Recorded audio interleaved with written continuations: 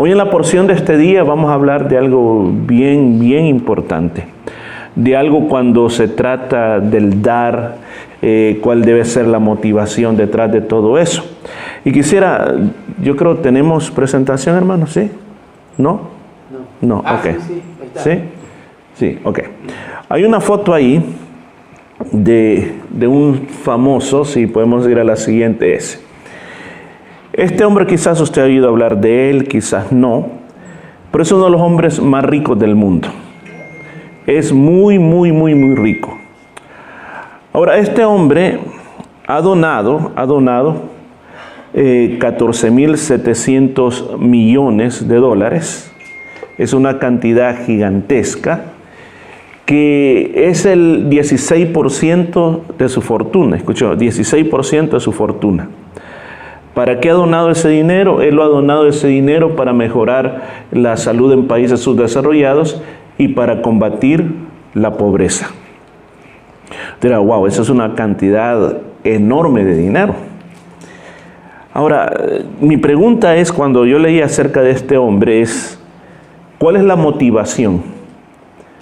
¿Será que este hombre tan millonario sienten dolor por los pobres del mundo? ¿Sienten dolor al ver que la gente no puede tener acceso a los hospitales? ¿O será que son estrategias para pagar menos impuestos? ¿O quizás serán obras para calmar su conciencia? ¿Cuál ha de ser la verdadera realidad detrás de estas cantidades de dinero enorme que se donan? Él es solamente el primero de la lista. Hay 10 millonarios en la lista que hacen este tipo de donaciones. Ahora, quizás usted y yo no seamos multimillonarios, pero de alguna manera, en algún momento de la vida, nosotros hemos ayudado a alguna persona. Ya sea con bastante o con poquito, pero hemos ayudado. Si nos hacemos la pregunta, ¿qué fue lo que nos motivó a ayudar a las personas? Cuando, por ejemplo, aquí en las iglesias, nosotros recogemos, usted mira, siempre hay un depósito para las ofrendas, se recogen ofrendas, se recogen diezmos, a veces se recogen ofrendas de amor, a veces se recogen ofrendas misioneras, y uno dice, ¿cuál es cuando damos? O sea, cuando nosotros venimos y damos en ese ofrendario, ¿cuál es la motivación que nosotros podemos tener al dar una ofrenda? Porque muchas veces podríamos dar la ofrenda porque la mayoría de casos es porque, bueno, si la gente mira que yo no doy, van a decir que yo soy un tacaño. Si la gente mira que yo no doy, me van a ver mal porque van a pensar que yo no apoyo la obra de Dios. Podemos tener muchas ideas, o alguien que puede decir, no, es que aquí quizás me quieren robar el dinero, entonces mejor yo no doy. Hay diferentes formas que nosotros podemos pensar. Pero este día yo quiero hablarle en este estudio bíblico qué es lo que la palabra de Dios enseña. Y vamos a aprenderlo de la porción bíblica de este día, que es en el versículo 32 del capítulo 4 del libro de los Hechos. Dice la palabra de Dios, si usted tiene su Biblia, ábrala. Si tiene su teléfono, abra en su teléfono también. Versículo 32 al versículo 37. Se dice que cuando usted tiene una palabra que leer, como que hace más impacto que solamente estar escuchando. Dice la palabra de Dios, y la multitud de los que habían creído era de un corazón y un alma. Y ninguno decía ser suyo propio nada de lo que poseía, sino que tenían todas las cosas en común. Y con gran poder los apóstoles daban testimonio de la resurrección del Señor Jesús, y abundante gracia era sobre todos ellos. Así que no había entre ellos ningún necesitado, porque todos los que poseían heredades o casas las vendían y traían el precio de lo vendido, y lo ponían a los pies de los apóstoles, y se repartía cada uno según su necesidad. Entonces José, a quien los apóstoles pusieron por sobrenombre Bernabé, que traducido es hijo de consolación, levita, natural de Chipre, Y como tenía una heredad, la vendió y trajo el precio y lo puso a los pies de los apóstoles. Oremos. Padre mío, en esta hora estoy aquí parado frente a esta congregación, Señor, temeroso, Señor, con miedo, pues tengo que predicar tu palabra, Señor, y sé que esto no, hablar de tu palabra no es hablar de carros, hablar de fábulas, hablar de cuentos, sino que es tu bendita, tu poderosa palabra que trae vida, Señor. Tu pueblo está aquí, Señor, y tu pueblo tiene hambre espiritual, tiene hambre de tu palabra, que cuando salgan de este lugar puedan decir: estoy satisfecho con el banquete espiritual, estoy satisfecho con el pan que recibí este día. Espíritu Santo, háblanos a todos nosotros, te lo pedimos, Señor, en el nombre de Jesús. Amén y amén. Si usted recuerda qué fue lo que había pasado, usted recuerda que a los apóstoles Pedro y Juan se les amenazó, se les dijo: miren, no vuelvan a predicar en ese nombre de Jesús. Si vuelven a predicar van a estar en problemas. Y los dejaron ir. Ellos se van a los hermanos, y los hermanos comienzan a orar, comienzan a pedirle al Señor que lo llene de valor, que lo llene de sabiduría, porque ellos quieren seguir predicando la palabra de Dios. Y dice que vino el Espíritu Santo, descendió sobre ellos, el lugar tembló, hubo una manifestación tan grande, y ellos salieron y siguieron predicando la palabra de Dios. O sea, no tuvieron temor de lo que las autoridades les dijeron que les iban a hacer. Ahora la historia continúa, estamos viendo que la historia continúa, y aquí una vez más vemos algo que recuerda. ¿Quién es el escritor de este libro? ¿Quién se acuerda? Lucas, el mismo que escribió el Evangelio. Entonces Lucas está contando la historia, pero de repente como que nos muestra, miren, aquí hay una fotografía cómo era la iglesia de esa época. Ya lo hizo en el capítulo 2, lo está haciendo aquí y lo va a hacer también en el capítulo 5, donde se pone a decir: mire, así era como vivían los hermanos en aquella época. Entonces él aquí está mostrando cómo vivían los hermanos en aquella época, y nos está hablando de cómo era la forma que ellos tenían. Y cuando uno comienza a leer cómo ellos tenían un solo corazón, una sola alma, quiere decir que casi la forma de pensar de ellos era igual. O sea, ellos miraban los mismos objetivos, sentían lo mismo por las cosas de Dios. Entonces ellos tenían toda esa bendición sobre ellos. Ahora, esa unidad de pensamiento, esa unidad de intenciones, ¿cómo se puede lograr dentro de una iglesia? Le voy a decir cómo. Cuando todos, comenzamos por este aspecto, cuando todos tenemos amor por Jesucristo. Cuando todos amamos al Señor. Mire, si nosotros pensamos en la palabra amor, amor es más que un sentimiento. Amor no es algo que yo siento, como decía, yo creo que estoy enamorado. ¿Y sabe por qué estoy enamorado? Porque yo siento que en el estómago tengo mariposas. Yo siento que estoy enamorado porque el corazón me palpita más fuerte. Yo siento que estoy enamorado porque las orejas se me calientan más de lo normal. Eso, escúcheme bien, no es realmente amor.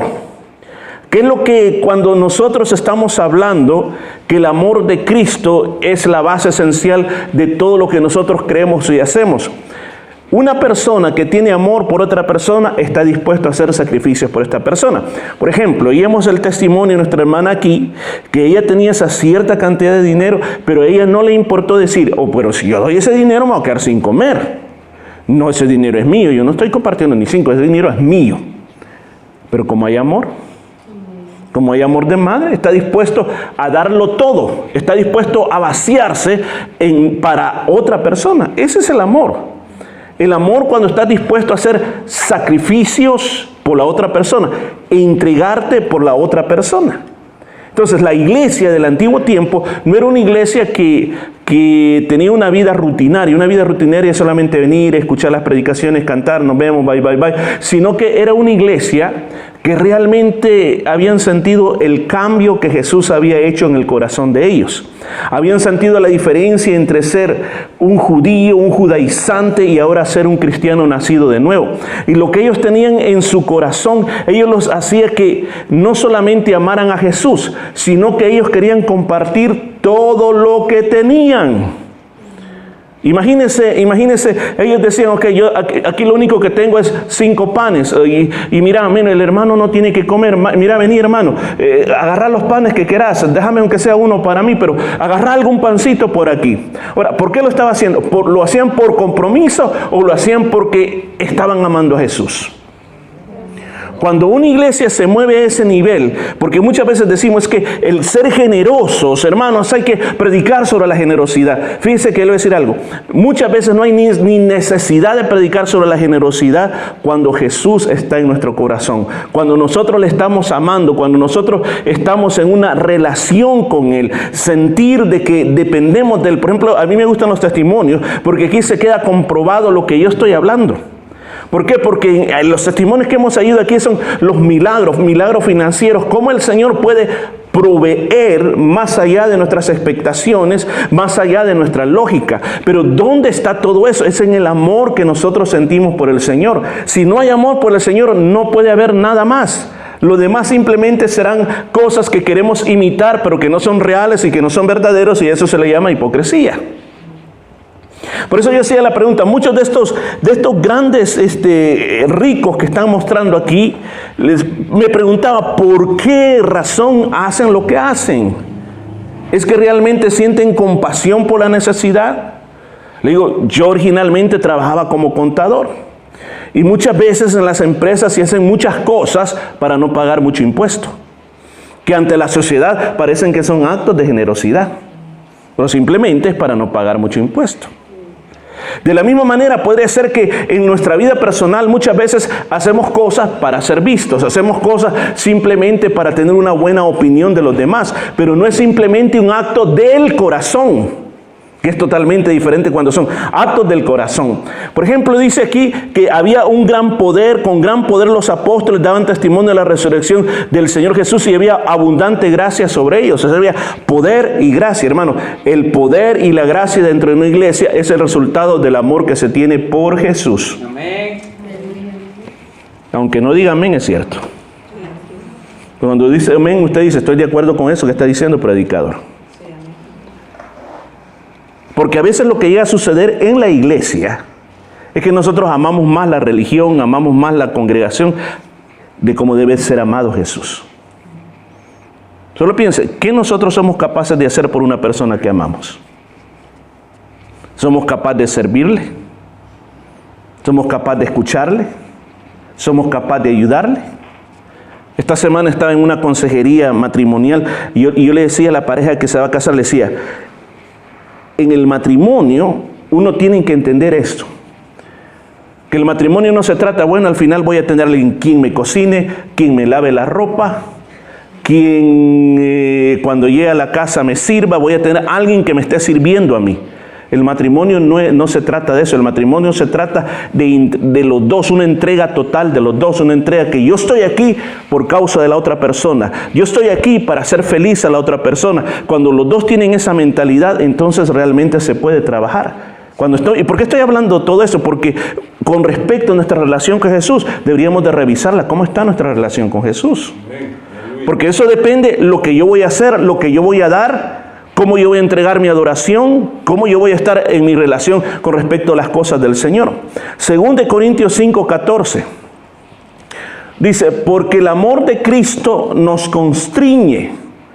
¿Escuchó? Porque el amor de Cristo nos constriñe. La palabra constriñir, hermanos, significa esta acción. Cuando usted se pone un cincho y el cincho se lo aprieta bastante, ese apretón que usted siente y que usted anda apretado, eso es lo que significa la palabra constriñir. Entonces dice, el amor de Cristo es el que nos aprieta. Puede ser interpretado, el amor de Cristo es el que nos impulsa. El amor de Cristo es el que nos obliga. El amor de Cristo es el que nos hace hacer las cosas. Hay muchas personas que hacen las cosas para vanagloria. Hay muchas personas que hacen las cosas para que se les ponga en alto, para lograr favores, para llegar al tope. Pero le digo, ese no es el propósito total de la iglesia, el propósito total del cristiano. Vuelvo a insistir, es el amor de Cristo. Y cuando se trata, porque si usted mira los hermanos, En todo lo que ellos tenían, una de las cosas que ellos practicaban era la generosidad. Eran muy generosos. Dice, no había ningún necesitado entre ellos. ¿Qué es lo que ellos hacían? Si ellos tenían casa, vendían las casas, traían el precio de lo vendido y lo venían y se lo daban a los apóstoles, y los apóstoles comenzaban a darle a la gente de acuerdo a la necesidad. Lo que estoy leyendo aquí, el versículo 34 en adelante, es la introducción del capítulo 5. Porque a partir de este momento, hacia el capítulo 5, nos va a demostrar algo. ¿Cuál es la manera correcta de dar y cuál es la manera incorrecta de dar? Amén. O dicho de otra manera, ¿cuál es la manera correcta de ayudar y cuál es la manera incorrecta de ayudar? Por ejemplo, imagínense lo que ellos estaban haciendo. ¿Qué es lo que estaban haciendo ellos? Imagínense, tenían una casa. ¿Qué hacían? La vendían. Y con el dinero que hacían, la traían a los apóstoles. ¿Para qué lo traían a los apóstoles? Para que los apóstoles lo distribuyeran entre las personas necesitadas. Fíjese que hasta ese momento, en esa época, no había nadie quien cuidara de las viudas y de los pobres o de los huérfanos. Pero cuando la iglesia comenzaron a hacer un sistema de cuidar de la gente pobre, de las viudas, de los huérfanos. Así que dice que no había necesitados entre ellos. ¿Por qué razón? Porque se estaban ayudando de esa manera. Ahora, ¿quién fue el que dio la idea? En Lucas 12:33, el Señor Jesús dijo esto: vended lo que poseéis y dad limosna. Haceos bolsas que no se envejezcan, tesoros en los cielos que no se agoten, donde el ladrón no llega ni la polilla destruye. O sea, Jesús le estaba diciendo en aquella época a la gente: no pongan su seguridad en las cosas materiales. No miren la cuenta del banco y si tienen $5,000, siéntanse con seguridad. Y si tienen 0, siéntanse inseguros. Porque eso es lo que nos pasa. Cuando en la cuenta del banco no hay dinero, nos sentimos preocupados. Y ahí es donde usted tiene que recordar que el Señor dijo: mire, los pajaritos no trabajan. No trabajan. Pero todas las mañanas se levantan sabiendo que va a haber comida. Las flores, dijo el Señor Jesús, las flores tampoco trabajan, ni tampoco hacen ropa, pero sin embargo, dice, ellas se han vestido, las flores, mejor que el mismo Salomón. Entonces el Señor le dice: no puedo hacer yo, no valéis ustedes, les dice, mucho más que los pajaritos y que las flores. Y nos llamó hombres o mujeres de poca fe. O sea, pensar que el Señor nos puede ayudar de esa manera, nos puede ayudar a nosotros a ese nivel. El Señor quería poner el énfasis que los cristianos, escuchen bien, el cristiano no tiene que ser una persona que dice: ok, tenemos que vivir, tenemos que tener un voto de pobreza.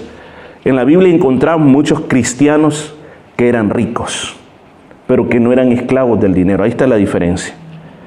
Cuando es esclavo del dinero es una persona avara, una persona tacaña, una persona que vive solo para el dinero. Pero muchas personas Dios las bendice para que ayuden a otras personas. Amén. Muchas veces Dios va a ocupar a una persona para ser un canal de bendición para otras personas. Entonces nosotros vemos que aquí aparece Bernabé.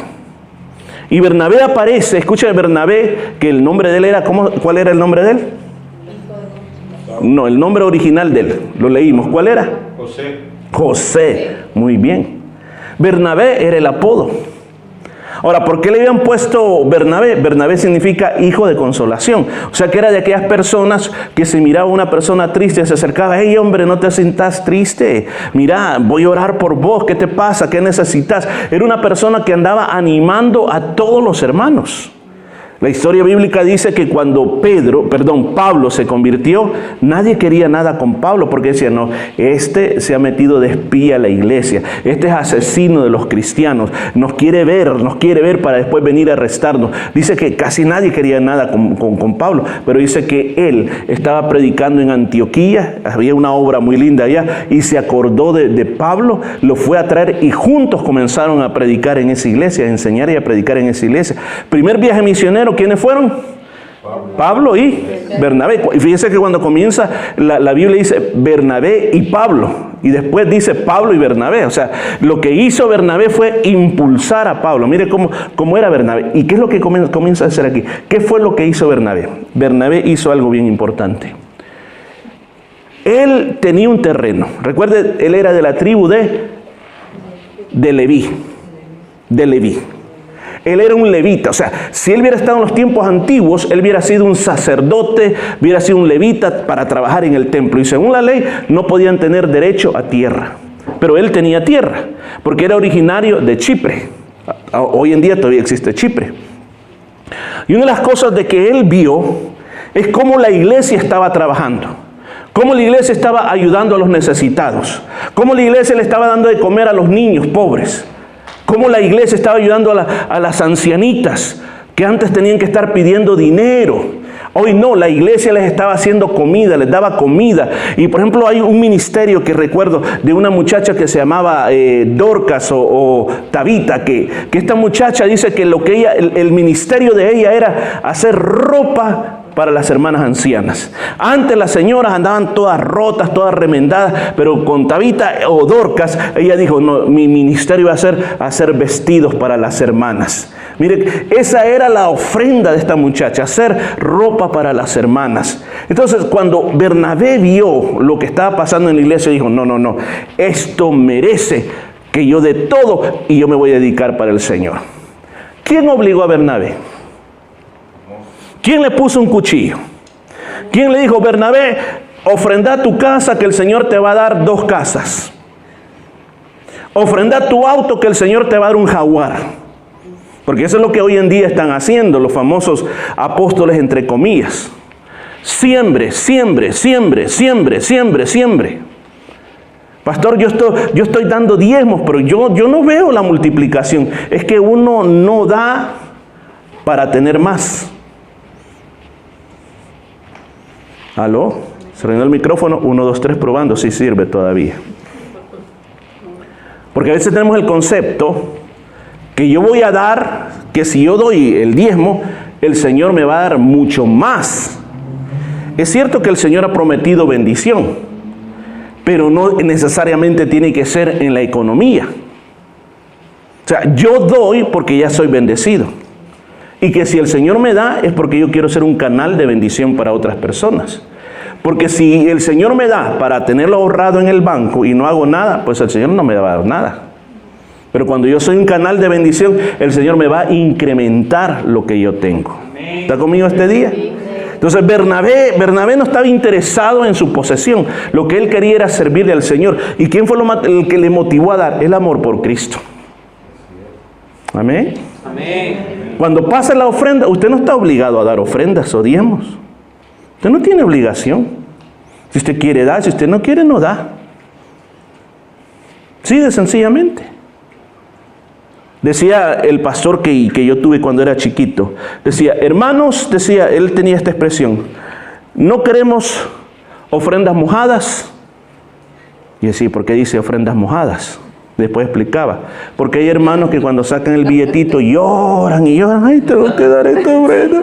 Y el billete viene tomado, y antes que eran de papel, ¿se acuerda? Que rompían, eran de papel. Decía, hermanos, no quiero ofrenda bulliciosa, decía, quiero ofrenda silenciosa. Ya saben que no quería moneditas. Eso es lo que decía. Nosotros hemos entendido algo, hermanos. Y usted tiene que entender algo esta noche. Que debemos aprender a ofrendar ofrendas que inspiren a otros. Lo que hizo Bernabé sirvió de inspiración para otros. Bernabé no hizo eso porque él quería, yo quiero que me nombren el 13º discípulo o el 13º apóstol. Yo quiero que me nombren un diácono. Yo quiero que me nombren un apóstol. Por eso es que estoy dando esta ofrenda, porque yo quiero ser alguien importante dentro de la iglesia. Él no lo hace por eso. ¿Por qué lo hizo? Por el amor que él sentía por Cristo. Quiero terminar con esto, porque estamos hablando de ofrendas que inspiran. Cuando usted dé algo al Señor, délo porque usted ama a Jesús. Si tú lo amas bastante, tú vas a estar dispuesto a entregar todo. Si no lo amas, si no vas a dar nada. En el amor humano, ¿qué estamos dispuestos a hacer por nuestros hijos? Todo. Todo. Muchas cosas hacemos por los hijos que dicen, otra vez este muchacho, otra vez con lo mismo. Bueno, pero sin embargo es el hijo. Hay que. Cuando tú vas a darle algo al Señor, yo le voy a decir algo bien fuerte este día. Si usted lo va a hacer de mala gana, no lo haga. Guárdese el dinero. No lo haga. Una vez, por eso a veces decimos nosotros, hermano, cuando usted va a dar un diezmo o una ofrenda especial para la iglesia, póngale nombre. Pero pastores, que eso es secreto. No, yo sé por qué le digo, póngale nombre. ¿Por qué? Porque un día apareció una persona que dijo, quiero ver cuánto dinero he dado a la iglesia. Y yo le digo, bueno, y claro que sí, el tesorero lleva el control. ¿Y por qué quiero verlo? Porque yo quiero que me devuelvan mi dinero. ¿Y por qué quiere que le devuelvan su dinero? Porque es mi dinero y voy de la iglesia y me quiero llevar mi dinero. Ok. Que el tesorero se lo dé, no hay problema, hermano. Cuando nosotros pensamos, escuche, cuando nosotros pensamos que yo estoy haciendo algo por Dios, cuando debería ser al revés. ¿Quién ha hecho bastante por mí? Por lo menos yo considero que si no fuera por el Señor, yo no estuviera aquí. Si no fuera por el Señor, yo no estuviera aquí. Yo creo que con usted pasa lo mismo. En la época de Israel, el pueblo de Israel tenía un montón de ofrendas que tenían que dar. Tenían que dar primicias, digamos, de las cosechas. Los primeros frutos no eran para ellos, sino se los llevaban al templo.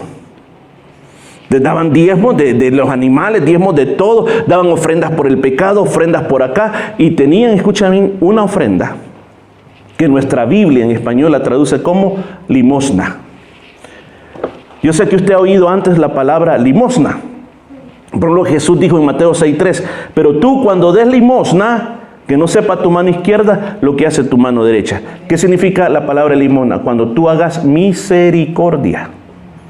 Cuando tú hagas un acto de piedad. O sea, tú sabes, y a veces aquí confundimos eso, confundimos de que, bueno, hermano, yo no doy en la iglesia, ¿sabe por qué? Porque yo prefiero darle allá afuera. Eso no funciona así. Amén.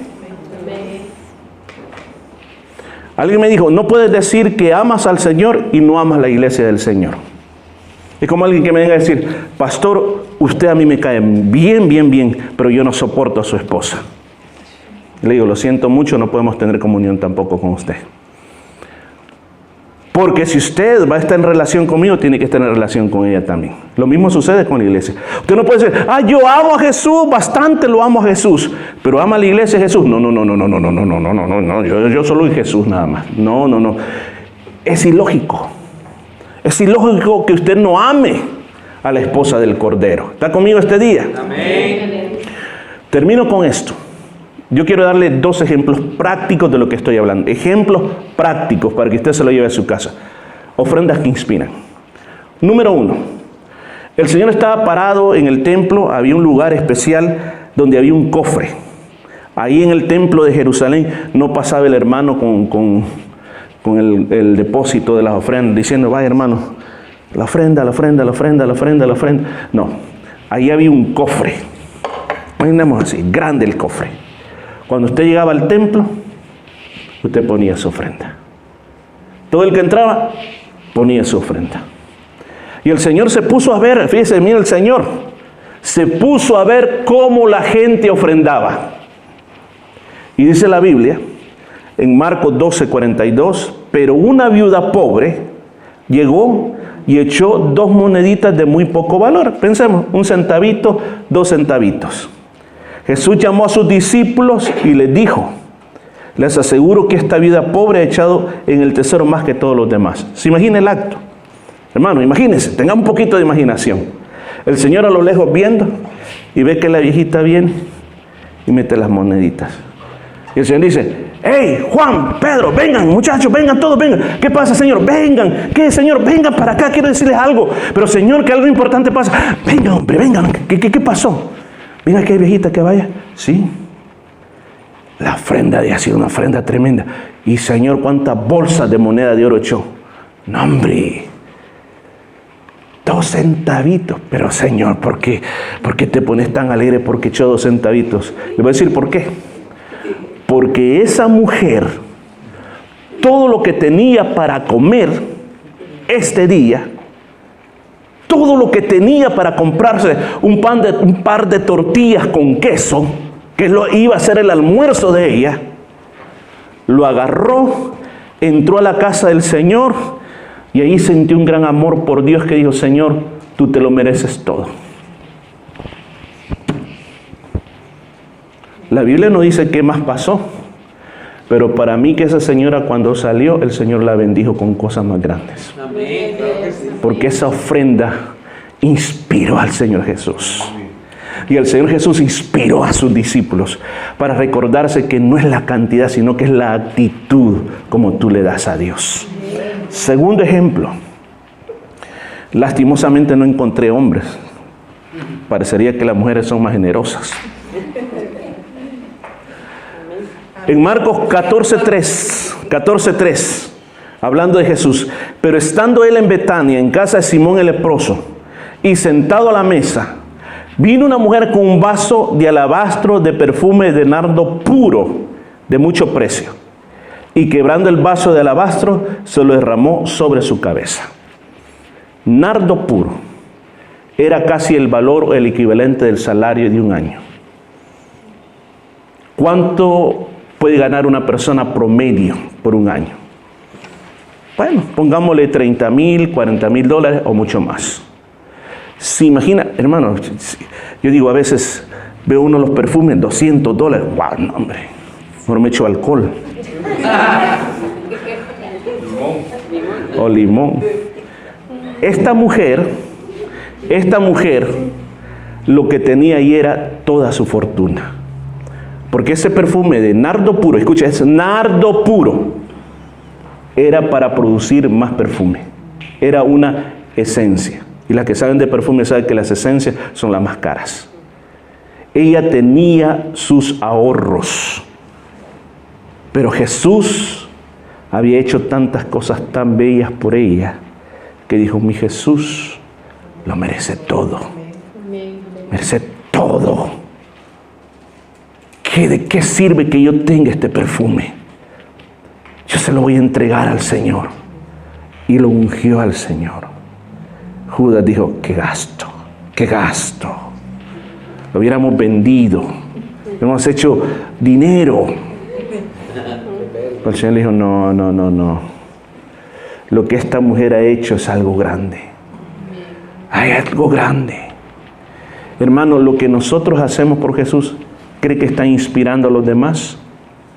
Nuestras ofrendas, nuestro servicio a Él. Y este día yo me cuestionaba a mí mismo mientras preparaba este mensaje. Yo le decía: Señor, ¿cuáles son las motivaciones detrás de todo lo que yo he hecho? ¿Por qué yo lo hago? ¿Qué es lo que me inspira? Yo quisiera que por un momento usted se pregunte: yo no sé cuántos años tiene de ser cristiano. ¿Qué es lo que te ha inspirado? Una vez me dice un hermano: mire pastor, fíjese, yo vengo a la iglesia porque yo sé que si yo no vengo usted va a estar hostigando. ¿Y por qué no ha venido? ¿Y por qué no ha venido? No, yo prefiero venir para que no me esté llamando. ¿Por qué cree que David decía: yo me alegré con los que decían a la casa de Jehová iremos? A veces yo me pregunto, a veces con mi esposa tenemos el privilegio a veces de llamar: hermano, pasamos por usted. Ay, no, fíjese que no he comido todavía. Ay, no, que fíjese que acá. Muchos peros. Pero David decía: yo me alegré con los que me decían, a la casa de Jehová iremos. Hermano, que tú estás aquí esta noche es una ofrenda que tú le has dado a Dios. Un sacrificio. Porque hay muchos de ustedes que me han contado que a las 9 ya están dormidos bajo la cobija. Amén. Y yo sé que también hay muchos de los que estamos aquí este día, muchos de los que han venido este día, no vienen de cerca, vienen de lejos, de bien lejos. Y claro, puede ser que no han comido, el petróleo tiene un costo, Pero yo quiero decirles, hermanos, esa es su ofrenda para Jesús. El apóstol Pablo dijo que nosotros presentáramos nuestro cuerpo, nuestro ser, como un sacrificio vivo, santo y agradable para Dios. Este día yo te quiero inspirar a que tú vives de esa manera. Decirle, Señor, yo quiero hacer una ofrenda. Yo mismo quiero hacer una ofrenda de inspiración para los demás. Quiero inspirar a mi familia. Quiero inspirar a mis otros hermanos de la iglesia. Quiero vivir así como los hermanos al principio vivían, siendo inspirados. Lo que yo pueda hacer, hermano, hasta recoger una silla. Esa es una ofrenda para Dios, hermanos. Tan sencillo. A veces pensamos que todas las cosas se miden con el valor monetario y no se miden con el valor monetario. Es la acción, hermanos. Muchas veces no es el valor del regalo que das, sino la acción que estás haciendo. Este día te voy a invitar a que cierres tus ojos por un momento. Vamos a orar. Y luego vamos a cantar esa canción. Padre lindo, venimos delante de tu presencia. Tu palabra ha sido hablada y yo creo que tú has contestado.